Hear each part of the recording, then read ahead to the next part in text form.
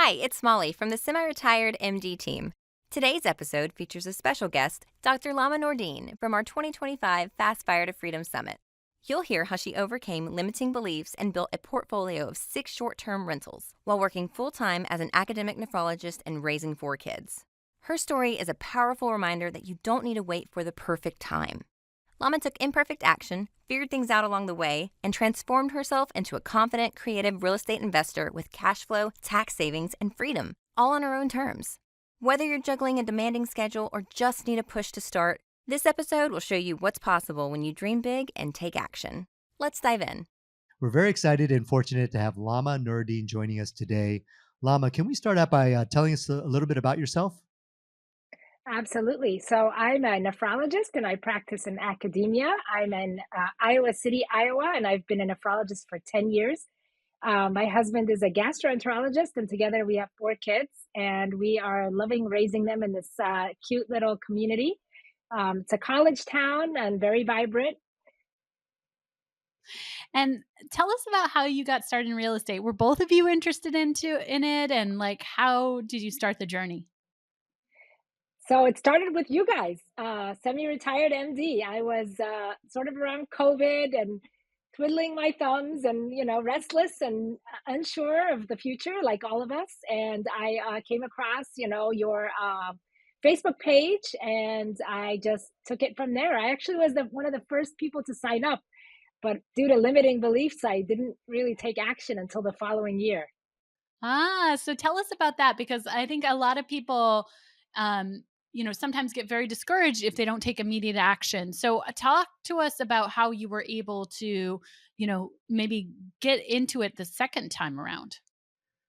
Well, I actually emailed you both and I said, "Hey guys, I was the first to sign up, but I didn't do any of the modules. Would you let me do it again?" And you said, "Yes, of course." And at that point, I think you guys were also growing your real estate portfolios as well. I don't think you had. I think you guys were still working as doctors at that time. Yeah. It was around 2019. Yeah, correct me if I'm wrong. Around 2020. So that is literally what I did. It took a lot. I started listening to the first part and about limiting beliefs. And, it was a spring day and I was, out on my patio and I said, I have to do this. I have to move forward. I mean, I cannot stall anymore. And that's exactly what I did. I just did it. I stopped thinking about it and I just did it. Hmm. I love that. Yeah. And sometimes it takes that, right? You get to that point where you're like, okay, I got to do it. But I'd love to kind of go back and understand for, the audience, because I'm sure a lot of people watching this are feeling the same way, but what specifically was holding you back? What were some of those limiting beliefs? Definitely the fear. I don't know anything. How do I start? In semi-retired, you guys walk us through every step of the way, really modules, but it was just thinking that I didn't have the time and the money. It's exactly what you preach, and it really is true. It does hold you back, thinking fearful. Now, at that time, the interest rates were, to our advantage, and even with that, there's always limiting beliefs. So imagine now. I can imagine a lot of people are just held back, but you got to analyze the deal and you got to do it. Hmm. And what was it that interested you about real estate? Definitely buying back time, the cash flow, the part of earning and owning a piece, of real estate. So, you basically force appreciate and you continue to appreciate in your market. It's kind of, those 4 things that you do to kind of, keep money in your pocket. Hmm. And you started your journey with a lot of short-term rentals. So can you talk about that and like what led you to the place of buying your first property? Yeah, absolutely. Going through the course and realizing that first year, the bonus depreciation was still 100%. And I wasn't going on ready yet to, back off on, I was starting my real estate journey. Obviously, I didn't want to, go part time. And in academic medicine, it's not like a 1099. When you say you're going part time, it's really challenging to like flip that back to full time if you needed to. So we were just getting started, and I thought the only way for me to shelter taxes is to do the short term rental loophole. So I basically got in touch with an amazing realtor. I just took action. I called my own mortgage lender and he said, And I told him what I did. I literally looked at properties and I clicked on the Zillow lead and I got some mediocre person and it was really a joke. So I called up, Pete, and I'm like, Pete, he's like, oh, no, no, no, no. You got to call this person. You got to call Taylor. I called Taylor and Taylor was, smart as a whip, very fast. He responded to me. I was pacing the halls. I was on call in the hospital and he said, yep, I'll meet you today. I'll meet you in an hour. It was great. Same Wow. energy and it just flowed. So tell us about that first purchase, that first property you got. Yeah, it's 1508 East College Street. It's my favorite. I think he showed me so many and when you're not supposed to fall in love with the property, but you kind of know that that's the one. It's like this cute little bungalow, it's 3 floors, there's a basement, but it's first and second floor and it has a beautiful vegetable garden and it just looks like the house. So much so that I got approached later on and there were some commercials shot at that property. So really neat. I got booked by a couple of companies and they just literally shot their ads. One of them, I think, was a lending company, and they were just walking outside the property and looking at each other and talking. So it was just such a picket fence house without the picket fence. So that's actually going to be the property we're going to dive deep on here in a little bit. But I just wanted to kind of talk a little bit about the numbers, which we'll look at the specifics on it. But you did the analysis on this property, and can you tell us like what the numbers look like and what else got you excited about this property? Oh yeah, for sure. At that time, the lending, it's interesting because I followed kind of the lead of my lender. And with this property, I was able to make use of like a second home loan. So it was Mhm. actually a residential. In this case, I made use of putting the property in my name and then moving it to an LLC just to get that 30-year mortgage, basically. So it's a residential terms. So I think I was fortunate. The interest rates were in the mid threes, I believe, 3.6, something like that. So it really, I was very conservative. I did everything I was taught in the modules, kind of they overestimate the fees, and underestimate the earnings. And that's exactly what I did. And even with the conservative numbers, the cash on cash was really high. It was close to 20%. Wow. And did you how did you know what the demand would be for the short-term rentals? Yeah, interesting point. I went on Airbnb and I kind of looked around at that time. I don't think AirDNA was as popular, but I kind of like really clicked around and I noticed that there was a shortage or actually lack of luxury or high end Airbnbs in the neighborhood. So I decided I was going to go all out, which I did. Leather couches, very nice furnishings, upscale, and make a difference. Hmm. Awesome. And did you do the design yourself? All of it myself. It was very nice because it was my creative outlet. I was super excited to go shopping. This was my chance to go on a shopping spree because I didn't want to spend money on myself or clothing. So I went all out with the furnishings, of course, with sales and you thrift some things, but major big items you kind of learn what to focus on, and where to spend your money. Basically, best bang for your buck. And any challenges at all that you think would be useful for people to hear about that you learned from? Yeah, I would say assemble your team. There may be mishaps on the way. Cleaners come and go. You have to just find your team that you trust and know that, don't get too dependent on one particular person or team member. We're all replaceable. And it's, at the beginning, you're kind of nervous and you want to just not let go, but like contractors can come and go, cleaners can come and go, but as long as you stand your ground on what you need in terms of like gathering your team and what you need to keep moving forward with your project, you just have to keep going. So now you have that first property, and you have it up and running. How do you decide to add more, and when did you decide to add more? Yeah, so first things first, I wanted to get the stuff in there and get it on the market, because that's how you take advantage of the tax loophole. You get it into service, and then in between bookings, there's definitely opportunity to paint, to do all those things. So yeah, you just have to basically work around it. You will get booked weekends more so in college towns. People, want to go to events, and it really opened my eyes to who's coming into town. So you learn from your bookings and from your clients and who your guests are, what people come and do in this town. So it was very eye opening. I didn't expect so much traffic, yet there I was getting a lot of traffic. So yeah, the time to do the work is like Mondays to Wednesdays, leave Thursday, Friday, Thursday to Sunday open for bookings. And how about, the journey from one short-term rental to multiple? Like, how did that end up working out for you? Yeah, it was quite interesting. So as soon as I bought this one, the one across the street went on sale. So I said, "Oh, let's do it." It was kind of like I just did it again. Worked with the same realtor. We were high energy, both of us. Our energy levels matched, and it worked out. I saw opportunity in the property across the street. It's a little bit different. It's a ranch, little bit different vibe. I made it into sort of a farmhouse, kind of so I can kind of distinguish between the two. The first one was sort of mid-century modern, and I didn't want to replicate the exact same thing. So I made sure that it was a completely different property, but literally right across the street. Okay, so now you have 2 short-term rentals. How many short-term rentals do you own today? 6. Okay, so you went from 2 to 6 short-term rentals. Were they all in the same market, or did you at some point branch out to a lot of or new markets? So there's many micro markets, sort of Cosmo markets. They're all in Iowa City, believe it or not. But the first 2 were across the street. I bought 4 in the same year for the bonus depreciation. The next 2 were actually very close to the football stadium, the Iowa Hawkeyes. So the college football is really huge. And who doesn't want to be in close proximity to the hospital? So that's, a really interesting neighborhood. It's not very easy to get into. And I was also took the opportunity. Something came on the market. I bought property number 3, flipped again. Property number 4, right down the street. So 2 of them were right across from the hospital, right across from the Hawkeye Stadium, and the first 2 were basically sort of downtown, close to the shops and pedestrian mall.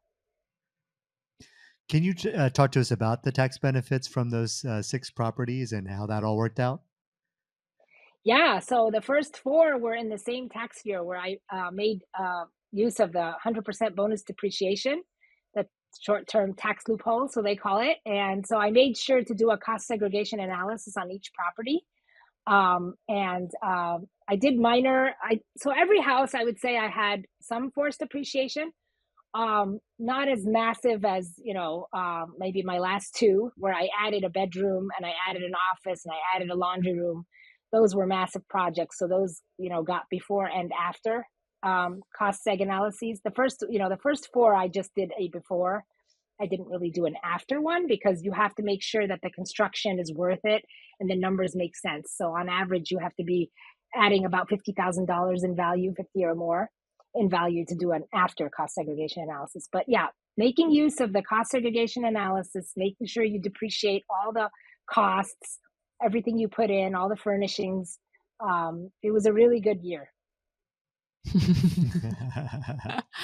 Okay, so you self-manage all these. So let's Yes, talk about that because it sounds like when you first started, you were full-time, your husband's full-time. Is he involved at all, or are you doing this all your own? on my own. Put me on Okay. the. There's several different students you guys have. I'm the one with the spouse who's checked out. Okay. So you're doing all this your own and you're full-time, you got kids, and you buy 4 Yeah. short-term rentals the first year and you're self-managing. Talk about that self-managing and talk about the things that you figured out that made it work for you. Yeah, I think I staggered them well. Like the first one I bought in January, the next one was like March or April, the following one was like September, and the following one was like October.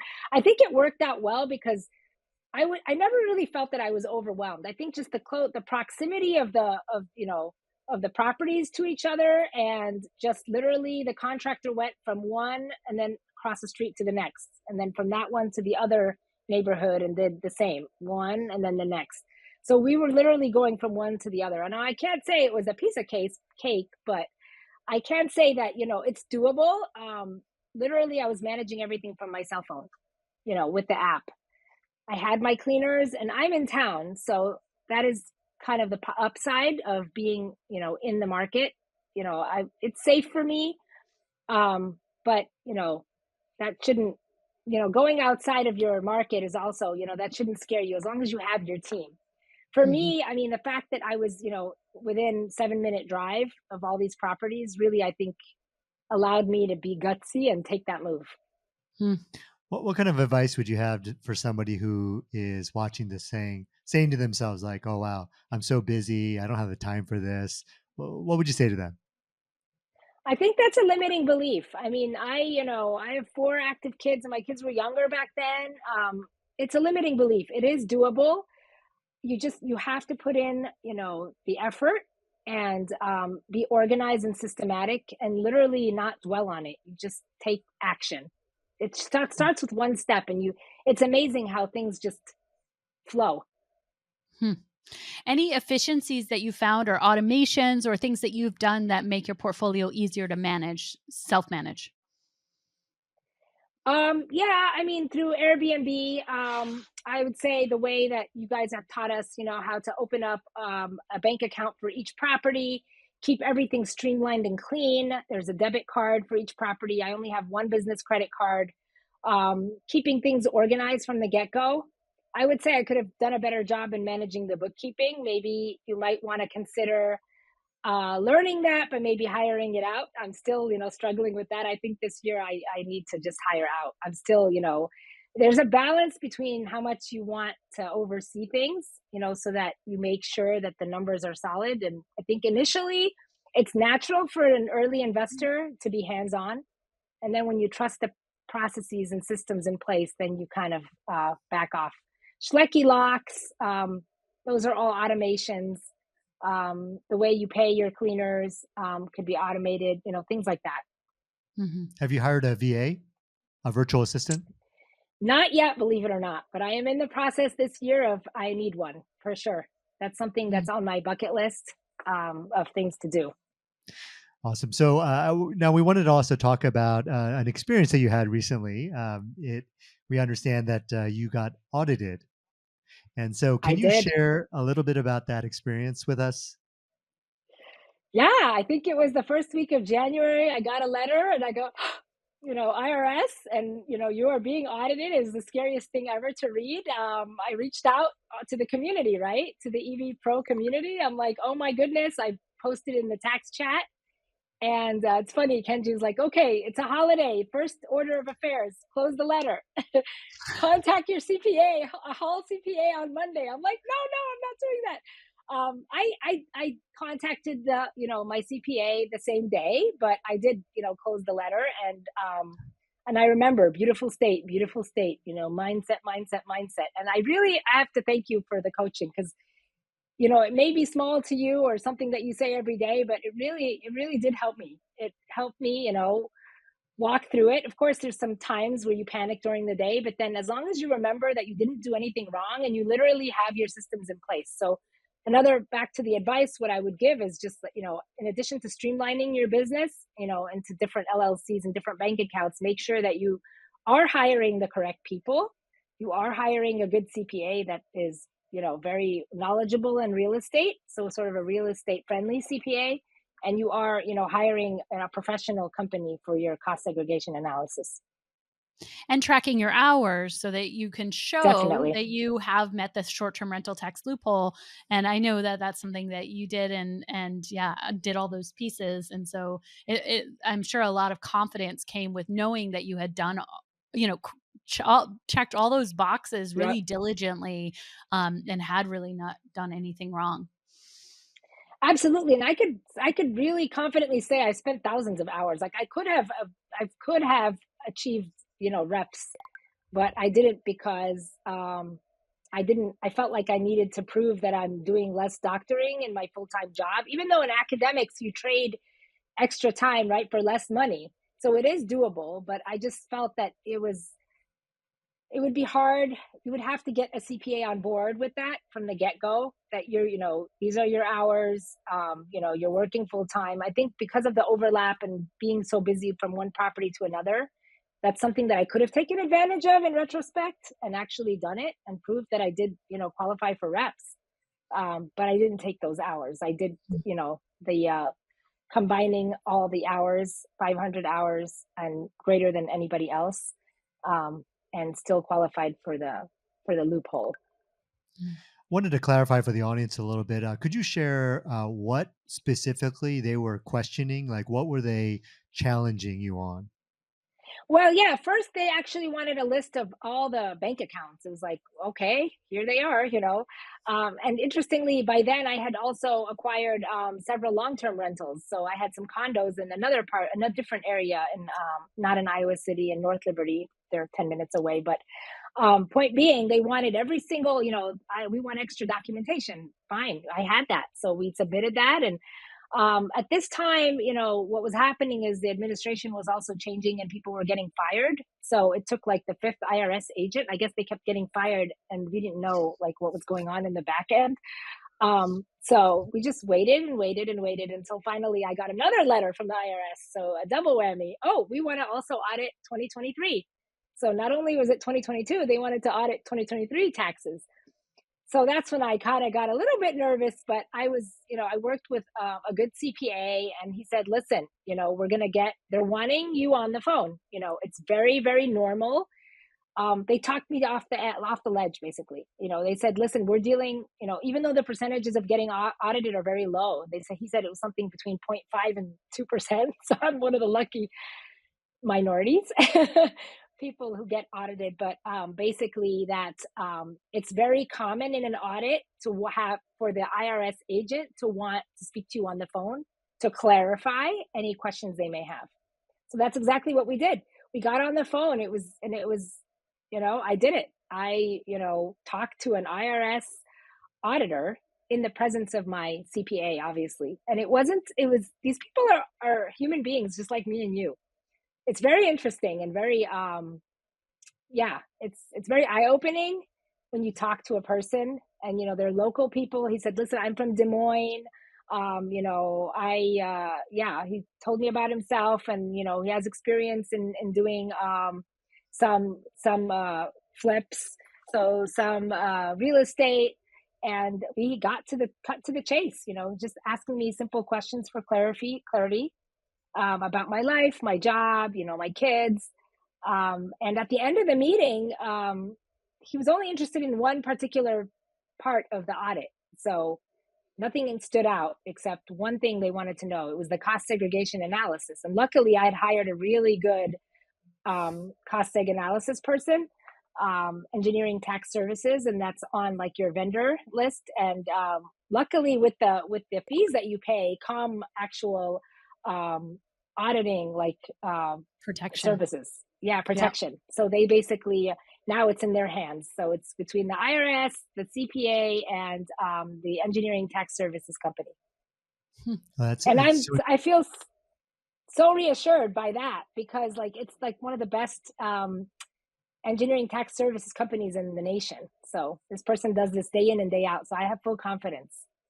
Right. And she's been audited before and defended herself and won, claiming reps while owning a business. So, she's been in your exact situation and in fact claimed reps while also having a full-time job and won and defended herself. So I think you're in very good hands. Yeah, for sure. Yeah. And I also find it very interesting. And this has been, I've spoken to a number of people who have been audited. And one of my good friends was also audited. And one of the things that I heard from those conversations is that, yeah, if you're able to kind of narrow it down to a couple topics, and it sounds like this IRS agent really zeroed in on one specific thing. And what didn't sound like if it was even the hours, they weren't even questioning you about that. It sounded like it was more about the cost segregation and the numbers that they were providing. And so then it sounds like you were saying that it became a conversation between the cost segregation company and the IRS. Is that right?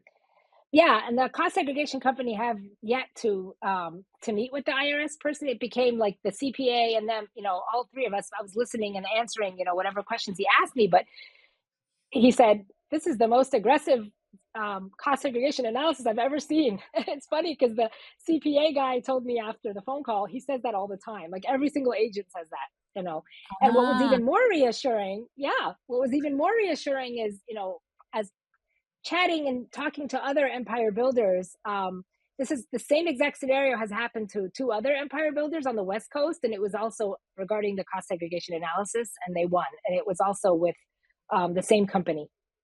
Oh, awesome. That's so good to hear for people, I think, because there's so much fear about being audited.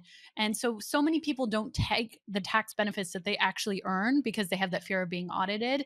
And so I think it's really good for people to hear that people are audited and that they win, and that, you shouldn't be scared of audit and let that hold you back from taking the tax benefits that you legitimately are able to get because you've met the criteria for the short-term rental tax loophole or real estate professional. You put the time in, you put the work in our community.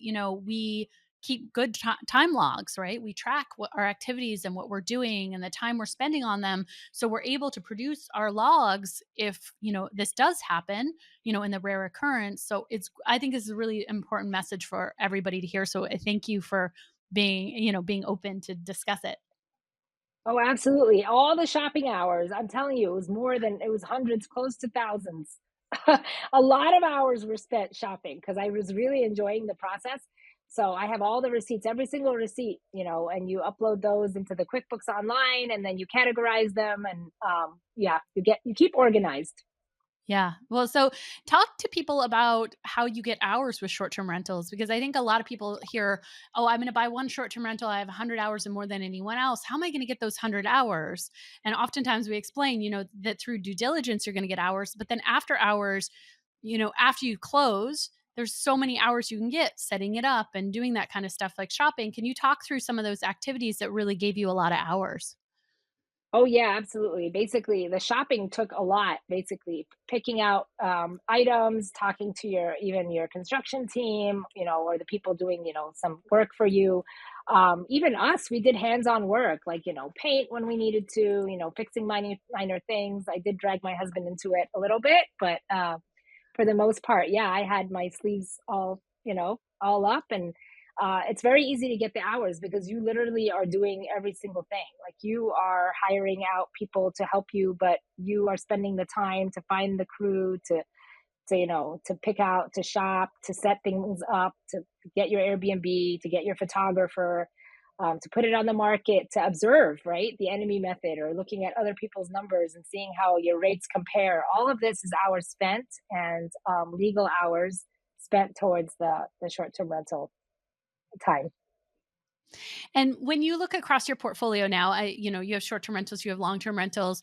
What are the kind of patterns that you've seen that give your short-term rentals the highest performance? Like if you look at maybe your top 3 performing STRs, was there anything that you did or any decisions that you made that you can say, "Hey, I attribute that to the highest performance"?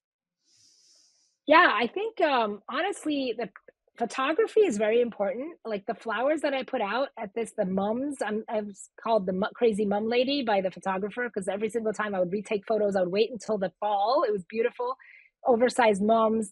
But in all seriousness, yeah, people love just staying in a beautiful property, keeping it maintained, location, pricing it right, making use of, all the activities, following a calendar of your neighborhood and what's going on.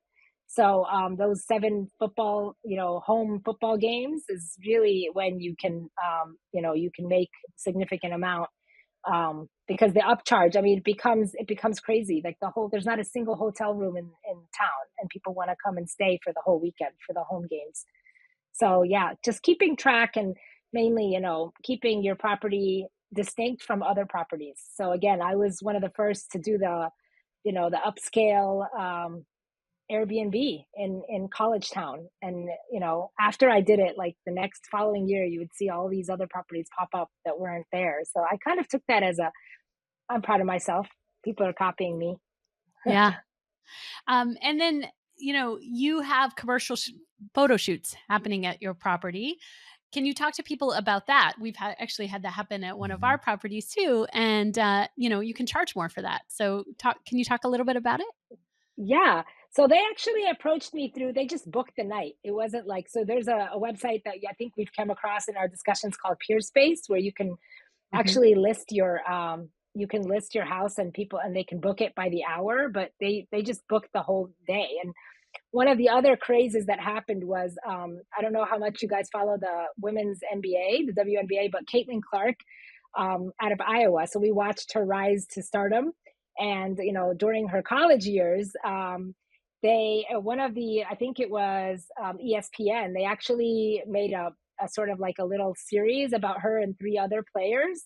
So so they interviewed not her, but somebody who's, close to her or part of her like athletics team at my property.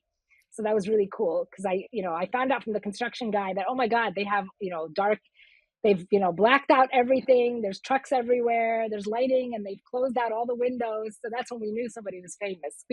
Everybody was giggly and excited about possibly meeting Caitlin Clark. Is that her? Is it her? It wasn't her. She was interviewed in another property. It's when you get into it, let yourself enjoy the journey. That's what I would say. I think I wasn't so much focused on the numbers, even though, of course, I analyze the numbers very carefully. But I think the part of the joy and the process, I think, made this property very successful. Just the Mm. joy around that property, the excitement, the beautiful flowers, the vegetable garden, how so much to offer. Yeah. Doesn't Uh, come without headaches, though. I did have a kind of a crazy neighbor across the street who was trying to shut me down this whole time. So again, you just rise to the occasion. Challenges happen, but you can overcome them. Yeah, I really love that. Enjoying the journey is so important, and I think a part of that I wanted to kind of highlight, and I'm curious to hear how you feel about this. But if you kind of look at this journey as becoming something, even greater, right? So in other words, right now, before you started this journey, you didn't have the skills to run an Airbnb business or short-term rental business, but now you've become somebody who can operate six and self-manage them yourself with everything else going on in your life. And when you reflect on that, I would imagine it would feel pretty good. And so can you talk a little bit about that, about the becoming and becoming somebody who can do all these things that you're doing now? Yeah, absolutely. I was very conservative because, as doctors, you're raised, and as immigrant doctors. So we're Lebanese. I'm sort of a hybrid. I was raised in the US, almost born here, but not quite. My mom delivered me, brought me back, raised me till 13, then sent me back home. Did medical school overseas, and there it's always like right, the path that we talk about. I'm sure Kenji can relate, right, and maybe Lacey too, right? You're taught that this is the route, and especially in medicine, it's from class to class. Everything is written out for you. You just don't have the opportunity to get your creative juices flowing. And this just helped me go wild. Like I unleashed on creativity, and I was enjoying the process. And I really, really think that part of the success was really me enjoying the process. I think that part of you, the person you become in the process, is somebody who is a successful person. Everybody, the business will succeed when you believe in it and you believe in yourself. And I really, when I look back, I would say now I'm maybe more careful. Now it's like, oh, I think because of the political environment, economic environment, we're kind of wondering. And right, even though back then it was post COVID and I took a risk, but boy, it really paid off. I mean, I'm a totally different person right now. It's transformational. Like I would never imagine that I would cap at where I was before. I was a capped person who was too afraid to just learn. Now I'm a learner. Now I have 15 audiobooks that's on my list of readings I have to complete for this year, right? We give ourselves homework now. Now I'm somebody who will book Unleash the Power Within and grab my husband and make him do it because he hasn't had the chance to enjoy the journey with me. He's the higher income earner, so take his money and utilize it. And it's great because we partner well. Like he trusts me with the money, right? When I showed him the numbers first, he's like, well, what are you doing? And I like, listen, I know what I'm doing. Look. And all these properties I've appreciated, and I got like, I'm happy that I have, interest rates in the 3, 4, and 5. I have a few. It didn't stop me though. I have the last two properties, our interest rates are 6.7 and 6.75 and 7.2. So, and I'm still cash flowing because I will never not cash flow. Yeah. And the cash flow is like 3 digits. It's 3-digit cash flows. So Amazing. yeah, a month. Amazing. Yeah. Amazing. Oh my goodness. So what would you say to somebody who listens to this, is really inspired by what you've done? What would you say some of the, maybe 1 or 2 of the things you really want to pass on to people?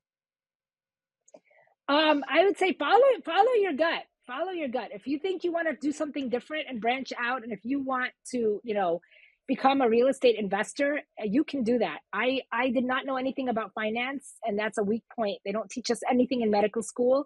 And I learned by doing. I literally did. I mean, shamefully, there are maybe some modules in that Zero to Freedom that I haven't completed yet, but I did the major ones, right? The ones I needed, the calculators and what I need to do. And so, I mean, just do it. You have to just do it, really. Yeah, don't hold yourself back, and don't let fear hold you back. I mean, you think of it this way: you're a high income earner, right? What's the worst that can happen? I made mistakes along the way too, right? My last property that I renovated, I sunk $400,000 into that. It's a historic home, and I'm hoping to recoup a lot of the costs in 2024. If I don't, well, I may have another audit on my hands, right? So we'll see if they still want to audit. This will be a juicy one because it's a before and an after. So it's a big, two big cost segregation analyses are done on this property. And boy, did I force appreciate this one. The last one I added a whole lower level to.